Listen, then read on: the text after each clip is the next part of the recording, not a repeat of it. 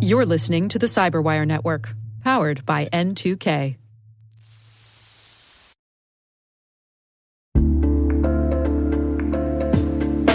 Hey everybody, Dave here. Have you ever wondered where your personal information is lurking online? Like many of you, I was concerned about my data being sold by data brokers. So I decided to try Delete Me. I have to say, Delete Me is a game changer. Within days of signing up, they started removing my personal information from hundreds of data brokers. I finally have peace of mind knowing my data privacy is protected. Delete Me's team does all the work for you with detailed reports, so you know exactly what's been done. Take control of your data and keep your private life private by signing up for Delete Me. Now at a special discount for our listeners. Today, get 20% off your Delete Me plan when you go to joindeleteme.com/N2K and use promo code N2K at checkout. The only way to get 20% off is to go to joindeleteme.com/N2K and enter code N2K at checkout. That's joindeleteme.com/N2K, code N2K.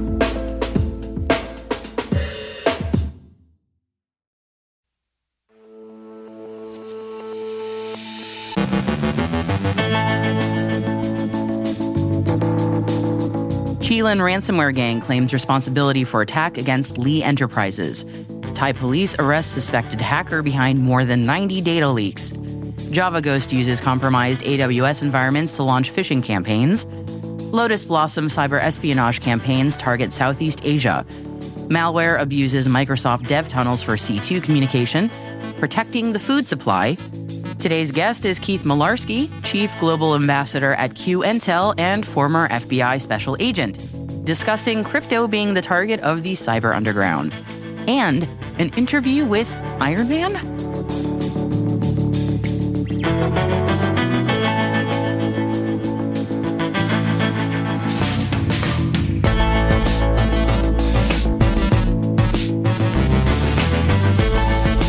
Today is Friday, February 28th, 2023. I'm Maria Varmazes, host of T-Minus Space Daily, in for Dave Bittner.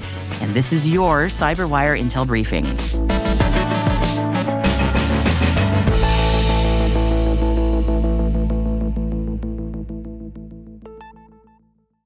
The Thailand ransomware group yesterday claimed responsibility for an attack against Iowa-based newspaper publisher Lee Enterprises, reports Security Week. The group claims to have stolen around 350 gigabytes of data, including investor records, financial arrangements that raise questions, payments to journalists and publishers, funding for tailored news stories, and approaches to obtaining insider information. Thailand is threatening to publish the data on March 5th unless the company pays the ransom. Lee Enterprises, which publishes more than 350 newspapers across 25 United States, sustained a cyber attack on February 3rd, which disrupted at least 75 of its publications. The company has avoided using the term ransomware, but it did mention in an SEC filing that the attackers encrypted critical applications and exfiltrated certain files. Security Week reports that police in Thailand have arrested a 39-year-old Singaporean man suspected of involvement in over 90 data leaks. Group IB, which assisted in the joint operation between the Royal Thai Police and the Singapore Police Force, said in a press release that the arrested individual was one of the most active cybercriminals in Asia-Pacific since 2021, targeting companies and businesses in Thailand, Singapore, Malaysia, Indonesia, India, and many more. The security firm added that the main goal of his attacks was to exfiltrate the compromised databases containing personal data and to demand payment for not disclosing it to the public. If the victim refused to pay, he did not announce the leaks on dark web forums. Instead, he notified the media or personal data protection regulators with the aim of inflicting greater reputational and financial damage on his victims. Later, he also asserted pressure on his victims by sending direct customer notifications via email or via instant messengers to force them into submission. Palo Alto Networks' Unit 42 warns that the Java Ghost threat actor is compromising misconfigured AWS environments and using them to launch phishing campaigns. The group gains entry to the AWS environments via exposed long-term access keys. And once they've gained access, the attackers use the victim's Amazon Simple Email Service, or SES, and work mail services to send out phishing emails. Since the emails are sent from a legitimate source, they're more likely to bypass security filters. And to defend against these attacks, Unit 42 recommends that AWS users limit access to administrative rights, rotate IAM credentials regularly, use short-term or just-in-time access tokens, and enable multi-factor authentication. Cisco Talos is tracking multiple cyber espionage campaigns by the Lotus Blossom threat actor, targeting government, manufacturing, telecommunications, and media entities in Vietnam, Taiwan, Hong Kong, and the Philippines. The researchers note that the operation appears to have achieved significant success. The campaigns involve the Sage RunX remote access tool, which is exclusively used by Lotus Blossom. The Sage RunX backdoor abuses legitimate cloud services such as Dropbox, Twitter, or now X, and Zimbra for its C2 communication. Talos does not attribute Lotus Blossom to any particular nation-state, but Microsoft has previously linked the group to China.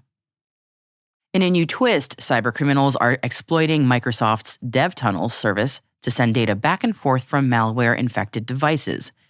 This service, designed for developers to test apps and collaborate securely, is now being abused to help malware avoid detection.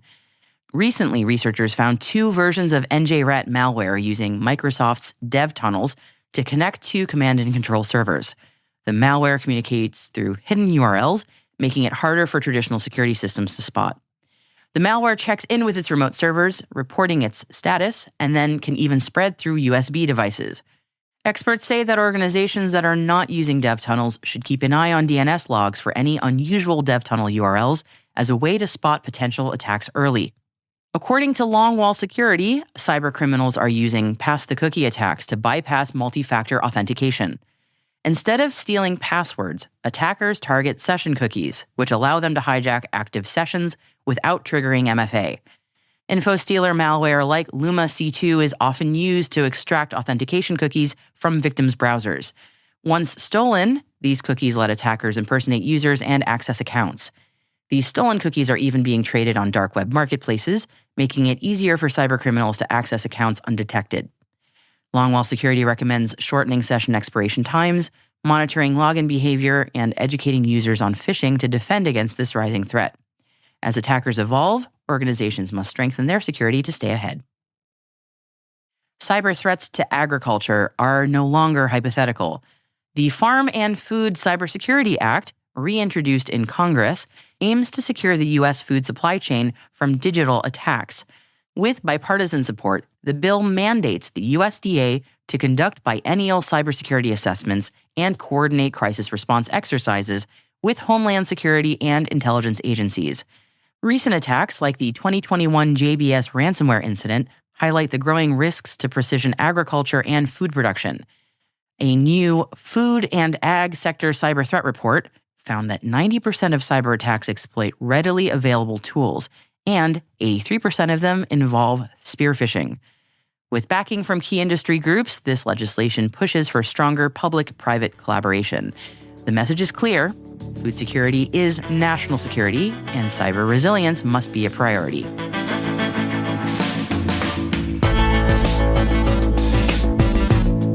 Coming up next, we've got Dave Bittner's conversation with QIntel Chief Global Ambassador and former FBI Special Agent Keith Malarski, discussing crypto being the target of the cyber underground.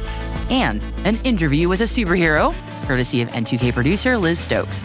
We'll be right back.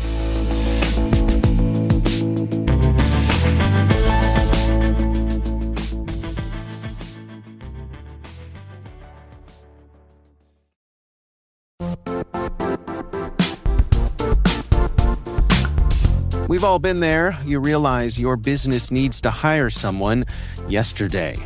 How can you find amazing candidates fast? Well, it's easy. Just use Indeed. When it comes to hiring, Indeed is all you need. Stop struggling to get your job post noticed. Indeed's sponsored jobs helps you stand out and hire fast. Your post jumps to the top of search results so the right candidates see it first. And it works. Sponsored jobs on Indeed get 45% more applications than non-sponsored ones. One of the things I love about Indeed is how fast it makes hiring. And yes, we do actually use Indeed for hiring here at N2K CyberWire. Many of my colleagues here came to us through Indeed. Plus, with sponsored jobs, there are no subscriptions, no long-term contracts. You only pay for results. How fast is Indeed? Oh, in the minute or so that I've been talking to you, 23 hires were made on Indeed, according to Indeed data worldwide. There's no need to wait any longer. Speed up your hiring right now with Indeed. And listeners to this show will get a $75 sponsored job credit to get your jobs more visibility at Indeed.com/CyberWire. Just go to Indeed.com/CyberWire right now and support our show by saying you heard about Indeed on this podcast. Indeed.com/CyberWire. Terms and conditions apply. Hiring? Indeed is all you need.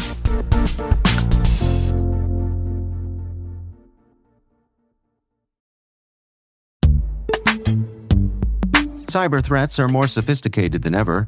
Passwords, they're outdated and can be cracked in a minute. Cyber criminals are intercepting SMS codes and bypassing authentication apps. While businesses invest in network security, they often overlook the front door, the login. Yubico believes the future is passwordless. YubiKeys offer unparalleled protection against phishing for individuals, SMBs, and enterprises. They deliver a fast, frictionless experience that users love. Yubico is offering N2K followers a limited buy one, get one offer. Visit yubico.com/N2K to unlock this deal. That's YUBICO. Say no to modern cyber threats. Upgrade your security today.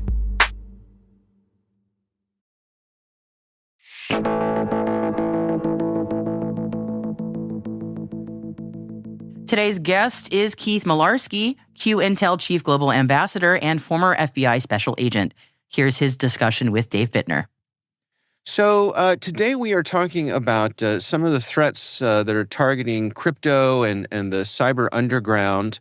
I would love to get your perspective, both from your position at Q Intel and, of course, your background with the FBI. What led us to this place where we are today when it comes to crypto being a continuing, ongoing hot target for folks in the underground here? Yeah, a great question, Dave. So I think, crypto, when it first started, was kind of, just this ancillary thing on the side. A lot of people at that time didn't think much of it when you think, almost 20 years ago that this started. And now crypto has really gone mainstream. And the value of crypto has just gone through the roof. The last 7 years or so, we have the president of the United States saying he's going to be the first crypto president. He issued a couple tokens himself. Crypto has gone really from something in the cyber underground to really now very mainstream, where you have mainstream investors. People are investing in crypto like they would in their regular brokerage accounts. And as a result of that, there's just tremendous money with little regulations around it. So the bad guys are really targeting it right now. Well, share some insights. I mean, again, your background in law enforcement, what is the difference between trying to track someone down who is using the traditional financial systems versus someone who's taking advantage of everything available to them these days in crypto? Yeah, I mean, I think crypto, because of it being anonymous, makes it much more difficult to track than some of the other mainstream types of ways of money laundering, that we've seen, forever, because a lot of places don't have a know your customer, really knowing who's behind the transaction. So from a law enforcement standpoint, it really makes it much more difficult to track that, even though really all of the transactions are public on the blockchain, that you could see that.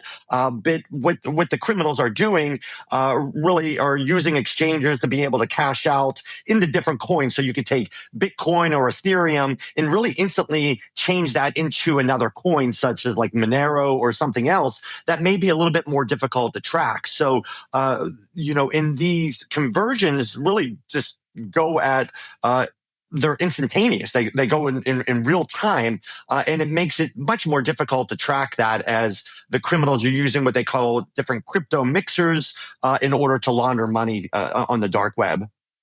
Is it fair to say that cryptocurrency has really been an amplifier and enabler for folks who are doing things like ransomware? Oh, absolutely. I don't think ransomware would be where it's at without cryptocurrency. That because it would be much more difficult to launder $5 million in ransom than it would be through cryptocurrency. So I think cryptocurrency really enabled ransomware to be as big, where it is right now. And cryptocurrency has really, just in the news the last couple of days with North Korea. It's really empowered North Korea, where North Korea over the last couple of years have been targeting crypto exchangers. Just last week they hit for 1.4 billion. A crypto exchanger. Last year, I know of two big exchanges that North Korea hit. I think one was for like 300 million, another was for like $235 million. So North Korea is using cryptocurrency as a way to fund their regime because of all the sanctions that are out there. So it really, crypto is enabling a lot of nefarious activity, being able to fund a lot of nefarious activity. Is it surprising to you that we haven't seen more regulation and more of a crackdown from governments around the world? I think it's just been difficult on how to do that, and I think we need to get there because it is one thing where we're seeing cyber criminals use crypto to for ransom payments, or you see North Korea hacking. But one of the things that we're really seeing out there right now is the targeting of individuals with some of the crypto stealers that are out there. So there are a number of stealer malwares out there. They've been around for a long time, but really these last few years, we're seeing the emergence of credential stealing malware, specifically targeting crypto and personal crypto. So, these stealers are evading AV. There are about 30 or 40 different variants that are active at any time. They're targeting Mac and mobile, and they'll go in, they'll target like the Apple keychain, any kind of password browser extension that you may have.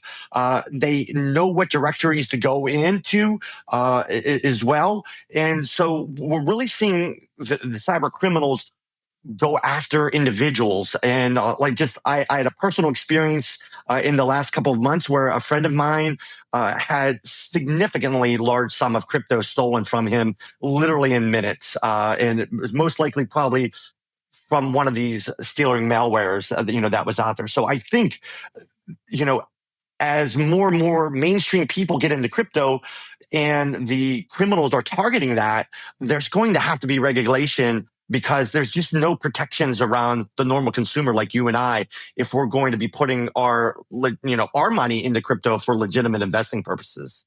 Right. There's no FDIC insurance for crypto. Yeah, I mean, and it's just very tragic because I know of a number of incidents where people have lost large amounts of money and there's just no recourse. If with my brokerage account, if I see a significant large money out, I call my brokerage. Chances are they make me whole, or they're able to call back that money. Same with my bank account. But if somebody steals my 24 word passphrase for my crypto, and they wire out hundreds of thousands of dollars that I have in investments there's just no recourse. There's no way to get that money back. The exchangers aren't able to do that, and the criminals know that, and so they'll send that money again to one of those mixers. They'll change it into different coins, and it's just very difficult to trace. And I just think that the normal consumer right now, this is a big threat to them, and especially going forward as crypto becomes more legitimate in mainstream investing. When you think about your friend who lost all of that money, does it lead you to any recommendations for folks to better protect themselves? Yeah, I mean, there's really only three ways to protect your crypto. I mean, you could store it at an exchanger. which we see North Korean targeting. But you want to have a reliable exchanger. You could store it, on your USB, or you can use it in cold storage. Have a cold storage service that's out there. None of them are 100% fail safe. Unfortunately, we've seen exchangers go bankrupt. The malware that's going after the USB, it will recognize if you put the USB in, or even in cold storage. So there just needs to be some regulation around that. And I think that, there will have to be, or just, people won't put their money in there. The normal consumer won't put their money in there if they're losing it. Yeah, I mean, it's an interesting insight. I mean, if the folks who want cryptocurrency to grow as an acceptable money exchange system, part of that is having consumers feel like they can trust it. And that seems to me to be a missing piece these days.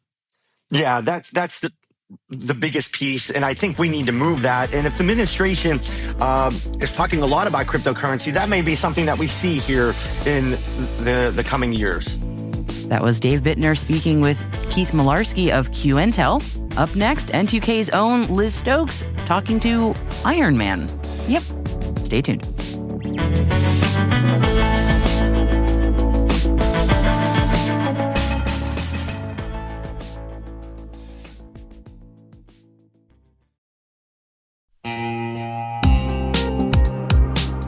Do you know the status of your compliance controls right now? Like, right now.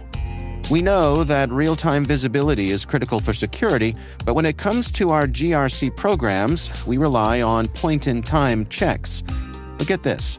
More than 8,000 companies like Atlassian and Quora have continuous visibility into their controls with Vanta. Here's the gist. Vanta brings automation to evidence collection across 30 frameworks, like SOC 2 and ISO 27001. They also centralize key workflows like policies, access reviews, and reporting, and helps you get security questionnaires done 5 times faster with AI. Now that's a new way to GRC.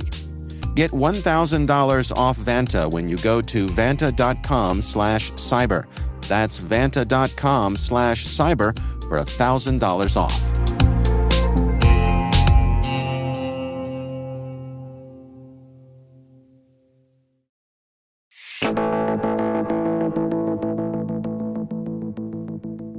Last week, some of our team hit the ground in Orlando for ThreatLocker Zero Trust World 2025, where we brought Hacking Humans live to the stage. But we didn't stop there. Our very own producer, Liz Stokes, took to the floor to capture the buzz, chatting with attendees about the event, and even scoring a conversation with a certain superhero that you just might recognize. She's joined by Colin Ellis, Senior Solutions Engineer at ThreatLocker, to dive into what made this year's event one to remember. My name is Colin Ellis. I'm a Senior Solutions Engineer for the ThreatLocker team. So what has this event been like for you guys, setting up everything? It's a real team exercise, and we prove it right every single time. It speaks a lot to just how we operate internally, just our culture. I know a lot of people here just trying to educate the population and understand a little bit more about cybersecurity. So how does ThreatLocker help with that? We can teach the hack. We can teach how simple these things become. Right. Awareness is just really easy at that point. Everyone knows it's possible, so the security side of it becomes really simple. I'd be remiss if I didn't bring up the fact that Iron Man was standing right next to us. Why is he here? What's going on? So everyone really likes our logo, the lock and key. Our CTO, Michael Jenkins, the biggest Marvel nerd I have ever met. The trademark that you'll see under a lot of our marketing branding is the fact that we're cyber heroes. So it's only right that the center of what we do brings in a little bit of Iron Man. What is, one, your favorite Marvel movie? And two, have you seen any hacking in any Marvel movies that you're like, oh my gosh, this is either so realistic, or oh my gosh, that's so not how it works? Anytime Jarvis takes over any type of technology, that's it. I'm one of the biggest Spider-Man fans I could think of, so I'm always going to default to Tobey Maguire's Spider-Man.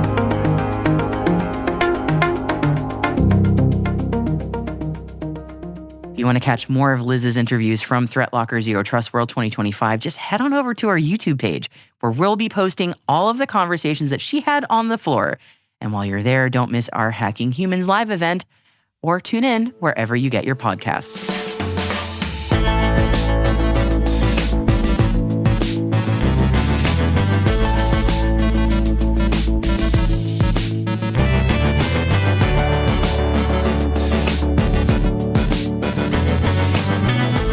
And that's the CyberWire.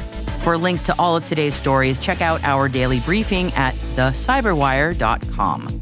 And don't forget to tune in to Research Saturday, where Dave Bittner sits down with Phil Stokes, a threat researcher at SentinelOne's Sentinel Labs, as they discuss the research on macOS Flexible Ferret, further variants of DPRK malware family unearthed. That's Research Saturday. Check it out. We'd love to know what you think of this podcast. Your feedback ensures we deliver the insights that keep you a step ahead in the rapidly changing world of cybersecurity. If you like the show, please share a rating and review in your podcast app. Please also fill out the survey in the show notes or send an email to cyberwire@n2k.com. We're privileged that N2K CyberWire is part of the daily routine of the most influential leaders and operators in the public and private sector, from the Fortune 500 to many of the world's preeminent intelligence and law enforcement agencies. N2K makes it easy for companies to optimize your biggest investment, your people. We make you smarter about your teams while making your team smarter. Learn how at n2k.com. This episode was produced by Liz Stokes. Our mixer is Trey Hester, with original music and sound design by Elliot Peltzman. Our executive producer is Jennifer Iben. Peter Kilpie is our publisher, and I'm Maria Varmazes, in for Dave Bittner. Thanks for listening. We'll see you next week.